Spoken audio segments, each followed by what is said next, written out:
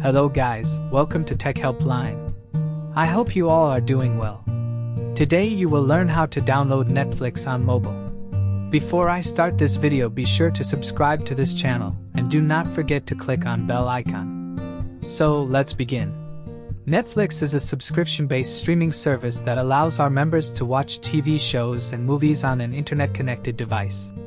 Depending on your plan, you can also download TV shows and movies to your iOS, Android, or Windows 10 device and watch without an internet connection. In order to download the Netflix app on mobile, you need to click on the Play Store. And at the top of the page, you will find the search bar. Type Netflix on the search bar. And as you can see, I have already downloaded Netflix on my device. It won't have download button, instead it says open. So guys, this is how you download Netflix on mobile phone. I hope you guys like this video. I will see you in the next one. Thank you guys for watching this video, and make sure to subscribe this channel and don't forget to hit the bell icon.